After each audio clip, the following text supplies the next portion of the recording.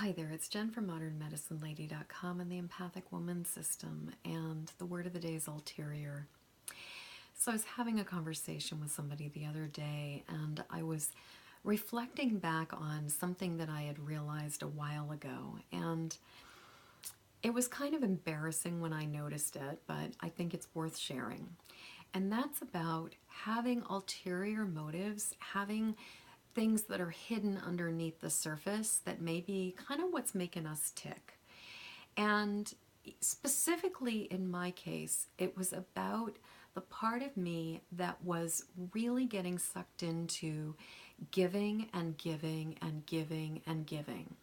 And as a highly sensitive empathic woman, it's really easy to sense the needs of other people. It is really easy to know when they want something. And I think that for many of us, there are challenges around setting limits, setting boundaries, and people pleasing, as well as just feeling like we have a real capacity to help people and to give them support, so why shouldn't we? So I had gotten into, this was a while ago, but I had gotten into, it was a number of years ago, that I'd gotten into kind of a pattern where every time I was driving, I would pick up the phone and I would call one of my friends or family members who was particularly needy and who was going through a particularly difficult time. And, they might have texted me or left me a voicemail. It wasn't like it was completely unsolicited most of the time, but I was the one who would make the phone call to them and check in with them and be like, so, how are you doing?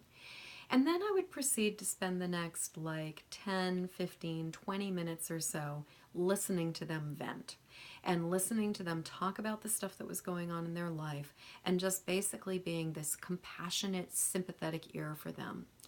And as this kept going on, I started noticing that there was this real imbalance in my relationships with some of these people because there wasn't a lot of reciprocity. There wasn't a lot of give and take. The dynamic was I listened and I was supportive and they got to vent and they got to express their stuff, but it wasn't usually going the other way.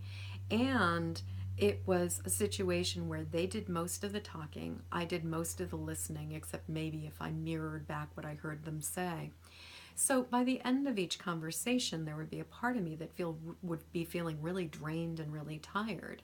But for some reason, even though I was feeling really drained and tired, I just kept going back. And I kept doing this over and over and over again. And it wasn't until I recognized my ulterior motive that I really started to understand what was actually happening. And so the way I recognized what was actually happening was that when I started to make the decision that I was going to not do this anymore, in particular with a couple people who were especially needing, and I was feeling really drained around them.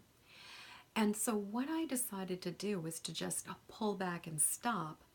And as I started to do that, what I noticed was that as I would get in my car and I would start to go, there would be a certain point where I would start to sort of settle into the stillness of going forward.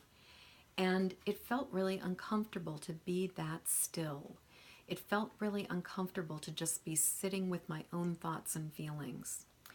And I will say I come from an extremely type A family. I come from a family that's always active, always doing something, and pretty much is like go, go, go, go, go. My father, who is in his mid-80s, is still the Energizer Bunny.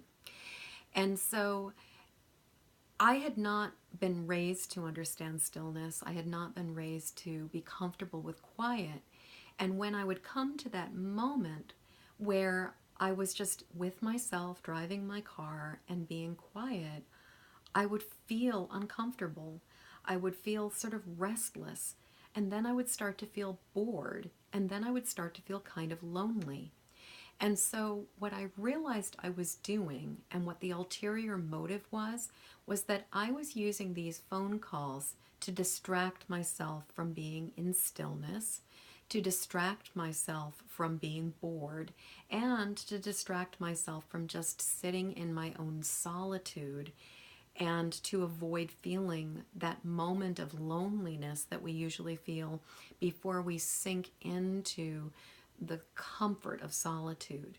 Because in my personal experience, there is a point beyond loneliness where we can really just go into the beauty of solitude, but a lot of times we kind of have to go over the hump of loneliness to get there. And so when I realized that that was what the ulterior motive was, and that was what was making me tick underneath the surface, it became possible for me to make a different choice. And so I started being able to ask myself, is this a phone call that I want to make because I really want to reach out to this person? Or am I making this phone call because I'm bored or I'm feeling lonely? And if that's the case, will this person be able to nourish me? Will they be able to support me? And if I really have a need, instead of going to them and asking them what they need, what if I take the risk of actually being really honest and vulnerable and saying, I'm feeling lonely right now. Would you talk with me? And this is what's going on for me.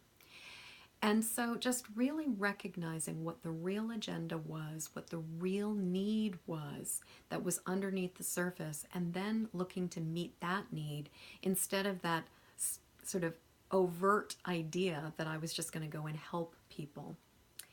And as I started to understand that, I started to be able to make different choices. I started to choose who I was going to call, if I was going to make a phone call, and also really monitor my level of energy and the resources I had to share on a daily basis, as well as making the decision often to do something different, like listen to a podcast or listen to an audio book, or some of the time even just be quiet for a little while and just sit with myself, or sort of spend some time kind of connecting with spirit and source and just listening to the universe. So my question to you right now is, have you ever noticed that there's an ulterior motive that is driving your bus? If there is something that you are doing and it's not working for you, but you just keep going back and doing it again and again, what might be the hidden agenda, the ulterior motive that's underneath the surface that's actually part of what's making you tick? So, until next word of the day, I am wishing you peace and ease.